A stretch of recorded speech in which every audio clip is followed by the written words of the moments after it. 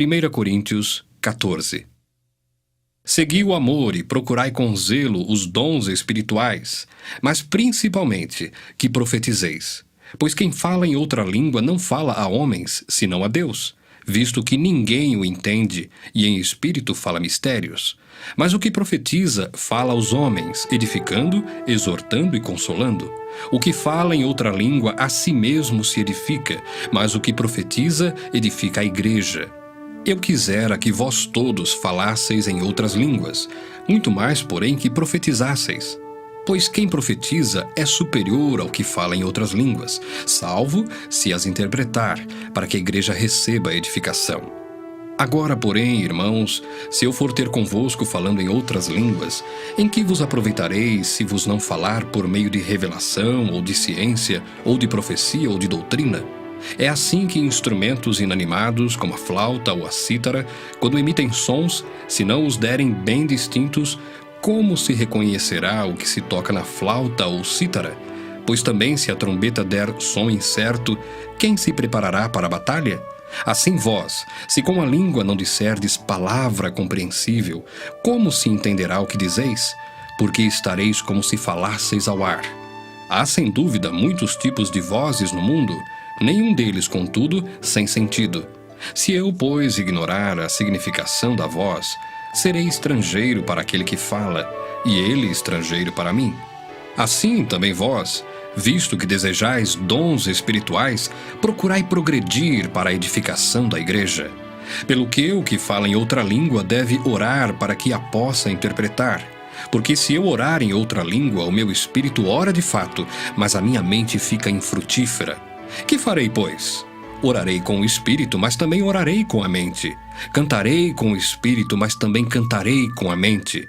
E se tu bendisseres apenas em espírito, como dirá o indouto o amém depois da tua ação de graças?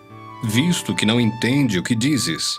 Porque tu, de fato, dás bem as graças, mas o outro não é edificado.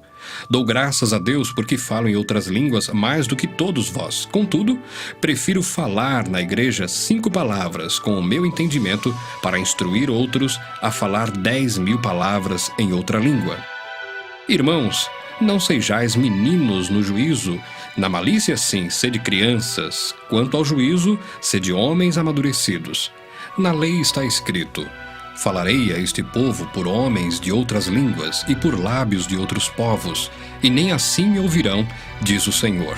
De sorte que as línguas constituem um sinal não para os crentes, mas para os incrédulos. Mas a profecia não é para os incrédulos, e sim para os que creem.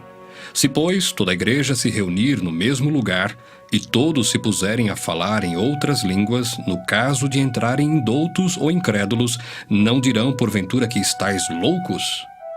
Porém, se todos profetizarem e entrar algum incrédulo ou indouto, é ele por todos convencido e por todos julgado. Tornam-se-lhes manifestos os segredos do coração, e assim, prostrando-se com a face em terra, adorará a Deus, testemunhando que Deus está de fato no meio de vós. Que fazer, pois, irmãos? Quando vos reunis, um tem salmo, outro doutrina, este traz revelação, aquele outra língua, e ainda outro interpretação. Seja tudo feito para edificação. No caso de alguém falar em outra língua, que não sejam mais do que 2 ou quando muito 3, e isto sucessivamente, e haja quem interprete.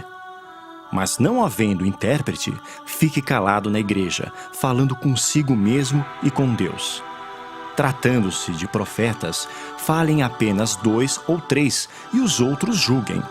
Se, porém, vier revelação a outrem que esteja sentado, cale-se o primeiro. Porque todos podereis profetizar um após outro, para todos aprenderem e serem consolados. Os espíritos dos profetas estão sujeitos aos próprios profetas, porque Deus não é de confusão, e sim de paz. Como em todas as igrejas dos santos, conservem-se as mulheres caladas nas igrejas, porque não lhes é permitido falar, mas estejam submissas como também a lei o determina. Se, porém, querem aprender alguma coisa, interroguem em casa o seu próprio marido, porque para a mulher é vergonhoso falar na igreja. Porventura, a palavra de Deus se originou no meio de vós, ou veio ela exclusivamente para vós outros? Se alguém se considera profeta ou espiritual, reconheça ser mandamento do Senhor o que vos escrevo. E se alguém o ignorar, será ignorado. Portanto, meus irmãos, procurai com zelo o dom de profetizar e não proibais o falar em outras línguas. Tudo, porém, seja feito com decência e ordem. 1 Coríntios 15. Irmãos, venho lembrar-vos o evangelho que vos anunciei, o qual recebestes e no qual ainda perseverais. Por ele também sois salvos, se retiverdes a palavra tal como vo-la preguei, a menos que tenhais crido em vão. Antes de tudo, vos entreguei o que também recebi, que Cristo morreu pelos nossos pecados segundo as Escrituras, e que foi sepultado e ressuscitou ao terceiro dia segundo as Escrituras, e apareceu a Cefas, e depois aos 12. Depois foi visto por mais de 500 irmãos de uma só vez, dos quais a maioria sobrevive até agora, porém alguns já dormem. Depois foi visto por Tiago, mais tarde por todos os apóstolos, e afinal, depois de todos, foi visto também por mim, como por um nascido fora de tempo. Porque eu sou o menor dos apóstolos, que mesmo não sou digno de ser chamado apóstolo, pois persegui a igreja de Deus. Mas, pela graça de Deus, sou o que sou. E a sua graça que me foi concedida não se tornou vã. Antes, trabalhei muito mais do que todos eles. Todavia, não eu, mas a graça de Deus comigo. Portanto, seja eu ou sejam eles, assim pregamos e assim crestes. Ora, se é corrente pregar-se que Cristo ressuscitou dentre os mortos, como, pois, afirmam alguns dentre vós que não há ressurreição de mortos? E se não há ressurreição de mortos, então Cristo não ressuscitou? E se Cristo não ressuscitou, é vã a nossa pregação e vã a vossa fé. E somos tidos por falsas testemunhas de Deus, porque temos asseverado contra Deus que ele ressuscitou a Cristo, ao qual ele não ressuscitou, se é certo que os mortos não ressuscitam. Porque se os mortos não ressuscitam, também Cristo não ressuscitou. E se Cristo não ressuscitou, é vã a vossa fé, e ainda permaneceis nos vossos pecados. E ainda mais, os que dormiram em Cristo pereceram. Se a nossa esperança em Cristo se limita apenas a esta vida, somos os mais infelizes de todos os homens. Mas de fato, Cristo ressuscitou dentre os mortos, sendo ele as primícias dos que dormem. Visto que a morte veio por um homem, também por um homem veio a ressurreição dos mortos. Porque assim como em Adão todos morrem, assim também todos serão vivificados em Cristo. Cada um, porém, por sua própria ordem. Cristo as primícias, depois os que são de Cristo, na sua vinda. E então virá o fim, quando ele entregar o reino ao Deus e Pai, quando houver destruído todo o principado, bem como toda potestade e poder. Porque convém que ele reine até que haja posto todos os inimigos debaixo dos pés. O último inimigo a ser destruído é a morte, porque todas as coisas sujeitou debaixo dos pés. E quando diz que todas as coisas lhe estão sujeitas, certamente exclui aquele que tudo lhe subordinou. Quando, porém, todas as coisas lhe estiverem sujeitas, então o próprio Filho também se sujeitará àquele que todas as coisas lhe sujeitou, para que Deus seja tudo em todos. De outra maneira, que farão os que se batizam por causa dos mortos? Se absolutamente os mortos não ressuscitam, por que se batizam por causa deles? E por que também nós nos expomos a perigos a toda hora? Dia após dia morro. Eu o protesto, irmãos, pela glória que tenho em vós outros em Cristo Jesus, nosso Senhor. Se como homem lutei em Éfeso com feras, que me aproveita isso? Se os mortos não ressuscitam, comamos e bebamos, que amanhã morreremos. Não vos enganeis. As más conversações corrompem os bons costumes.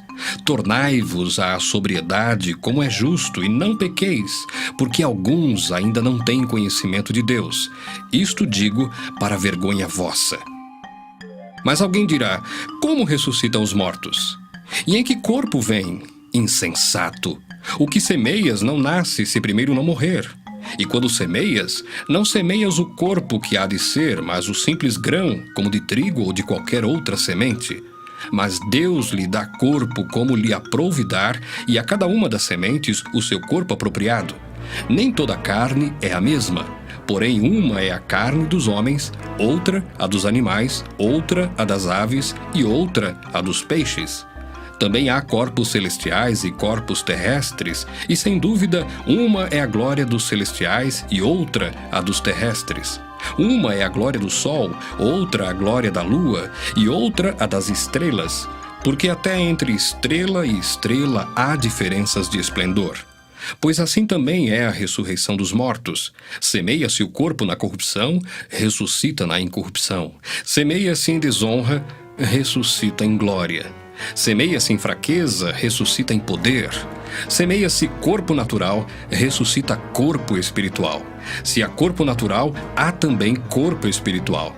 Pois assim está escrito: o primeiro homem, Adão, foi feito alma vivente.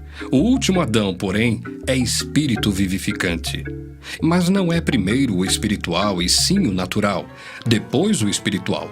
O primeiro homem, formado da terra, é terreno. O segundo homem é do céu. Como foi o primeiro homem, o terreno, tais são também os demais homens terrenos. E como é o homem celestial, tais também os celestiais.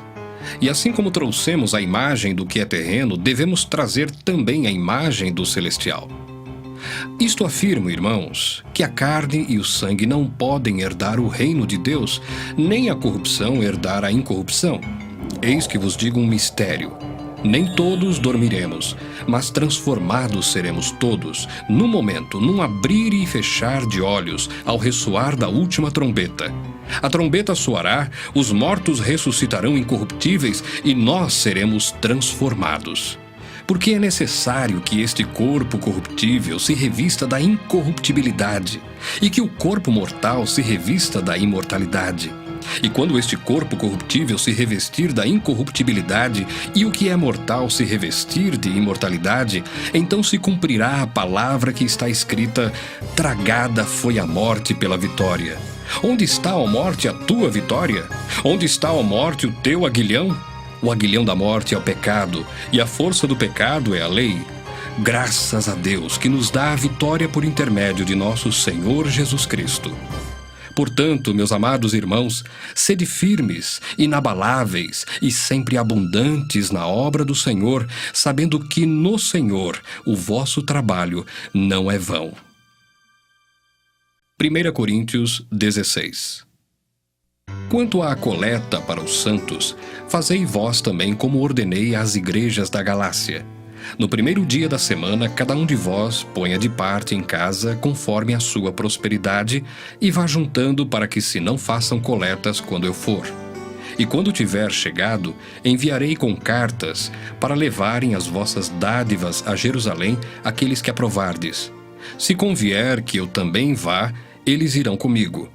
Irei ter convosco por ocasião da minha passagem pela Macedônia, porque devo percorrer a Macedônia. E bem pode ser que convosco me demore ou mesmo passe o inverno, para que me encaminheis nas viagens que eu tenha de fazer. Porque não quero agora ver-vos apenas de passagem, pois espero permanecer convosco algum tempo, se o Senhor o permitir. Ficarei, porém, em Éfeso até ao Pentecostes, porque uma porta grande e oportuna para o trabalho se me abriu, e há muitos adversários. E se Timóteo for, vede que esteja sem receio entre vós, porque trabalha na obra do Senhor como também eu. Ninguém, pois, o despreze, mas encaminhai-o em paz, para que venha ter comigo, visto que o espero com os irmãos. Acerca do irmão Apolo, muito lhe tenho recomendado que fosse ter convosco em companhia dos irmãos, mas de modo algum era a vontade dele ir agora. Irá, porém, quando se lhe deparar boa oportunidade. Sede vigilantes, permanecei firmes na fé, portai-vos varonilmente, fortalecei-vos, todos os vossos atos sejam feitos com amor. E agora, irmãos, eu vos peço o seguinte: sabeis que a casa de Estéfanas são as primícias da Acaia e que se consagraram ao serviço dos santos. que também vos sujeiteis a esses tais, como também a todo aquele que é cooperador e obreiro. Alegro-me com a vinda de Estéfanas e de Fortunato de Acaico, porque estes supriram o que da vossa parte faltava. Porque trouxeram refrigério ao meu espírito e ao vosso. Reconhecei, pois, a homens como estes. As igrejas da Ásia vos saúdam. No Senhor muito vos saúdam Áquila e Priscila, e bem assim a igreja que está na casa deles. Todos os irmãos vos saúdam. Saudai-vos uns aos outros com ósculo santo. A saudação escrevo-a eu, Paulo, de próprio punho. Se alguém não ama o Senhor, seja anátema.